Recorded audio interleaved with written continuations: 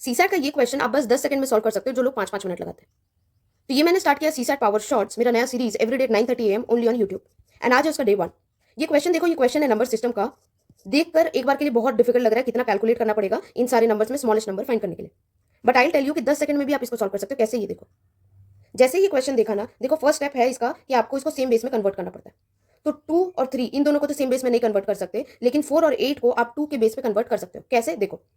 4 to the power 18, तो इस 4 को आप 2 का स्क्वायर भी लिख सकते हो और 8 को 2 का क्यूब। राइट, तो ऐसे करके जब आप इसको सॉल्व करोगे तो आपको सेम बेस में कन्वर्ट होकर मिल जाएगा 2 to the power 36, 2 to the power 36। Right, अब करना आप यहाँ पे कंपैरिजन, जिसको हम बोलते हैं स्मार्ट एलिमिनेशन। अब जब कंपेयर करोगे, आपको पूछा कि इनमें से स्मॉलेस्ट कौन सा है। क्वेश्चन देख के समझो कि ये जो पहला 2 टू द पावर 40 और ये जो आपका अभी निकला 2 to the power 36, obviously 2 to the power 40 तो बड़ा ही है ना 2 टू द पावर 36 से, तो ये तो एलिमिनेट ही हो गया आंसर से। राइट, अब कंपैरिजन किसके किसके बीच बचा, ये तो एलिमिनेट हो गया, बचा इन तीनों के बीच। इन तीनों में एक है 3 टू द पावर 21 और बाकी जो दो है वो दोनों 2 टू द पावर 36 है। राइट, तो इन दोनों के बीच में कंपेयर करना है। अब थोड़ा गौर करो ऑप्शन में, अगर 2 टू द पावर 36 वाकई में छोटा होता तो आंसर ये दोनों होते, बट दो आंसर हो सकते हैं क्या इसमें, नहीं। तो ऑब्वियसली आंसर क्या हुआ, 3 टू द पावर 21। बताओ कितना टाइम लगा इसको सॉल्व करने में, नहीं लगा ना ज़्यादा टाइम।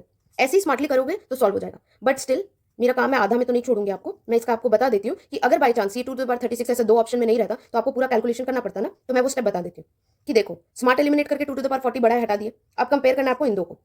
ठीक है, तो इन दो को कैसे कंपेयर करते हैं, हम पहले करते हैं पावर ग्रुपिंग। पावर ग्रुपिंग में क्या होता है, बेस तो आप 2 और 3 को आप सेम पे नहीं ला सकते, तो हम क्या करते हैं, ये जो इनका पावर है ना, इसमें ट्राई करते हैं कि इनका जो कॉमन फैक्टर है वो निकालने का, HCF निकालने का। ठीक है, तो क्या होता है, अगर आपको HCF सुन के डर लग रहा है, क्या हाई फाई मैम बोल दी, तो HCF छोड़ दो। ऐसा समझो कि ये जो पावर है 36 और 21, हम ट्राई करेंगे कि ये किससे कॉमनली डिवाइड होता है। जैसे 36 भी 3 से डिवाइड होता है, 21 भी 3 से डिवाइड होता है। राइट, तो हम क्या करेंगे, इसको कन्वर्ट कर देंगे। जैसे कि अगर 2 टू द पावर 36 है तो आप मुझे बताओ इसको आप लिख सकते हो 2 टू द पावर 12 इंटू 3। वैसे ही 3 टू द पावर 21 को 3 टू द पावर 7 इंटू 3 आ गया, ये कॉमन कॉमन वाला। तो इसको ऐसे भी लिख सकते हो, ब्रैकेट करके देखो।